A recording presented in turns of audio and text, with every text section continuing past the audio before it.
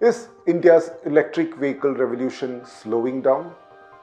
Sales figures indicate that numbers are largely down, though it's a mixed picture. But at the same time, aren't we seeing a lot more electric vehicles on the streets now than ever before? What's going on? Welcome to another Confusion Clarified episode, and let's figure out this conundrum once and for all.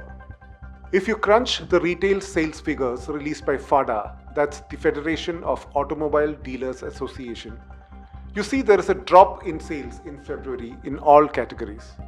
Electric two-wheeler sales fell by 22%, electric three-wheeler sales fell by 11%, passenger vehicles by 20%, and commercial electrical vehicles by nearly 12%. In fact, companies like Tata Motors' electric sales has plummeted by around 25%, whether you take the figures month on month or year on year. In fact, globally too, there's been a cooling down in the sale of EVs, and the US trade tariff wars, or whatever you want to call it, can see the nascent sector suffering more if limits like higher duty are placed on electric vehicles by countries. Say, like what EU is doing with BYD, the brand from China, and what China might do to reciprocate any US action to limit made in China EVs from entering the US market. Right now, there's a 1-month suspension of Trump's new tariffs on China, as you know. But getting back to India, one of the reasons could be the reduction of government subsidies. Since 2015, first through FAME 1 and then FAME 2 policies, the Indian government subsidized private buying of electric two-wheelers and cars, with many states even waiving off registration charges, making them even more attractive. But once FAME expired about a year ago, the government first had a stopgap measure in place, followed by the PM e-Drive policy, which interestingly aims to phase out subsidies eventually. Subsidies for electric and hybrid cars have been withdrawn, and those for two-wheelers is capped at 10,000 rupees at best. In contrast, FAME 2, which ran from 2019 till last year, offered as much as up to 40% of an electric scooter's cost, for example. It is no wonder electric vehicle sales rose significantly during this period, only to slow down over the past 1 year or so. This has led to two things.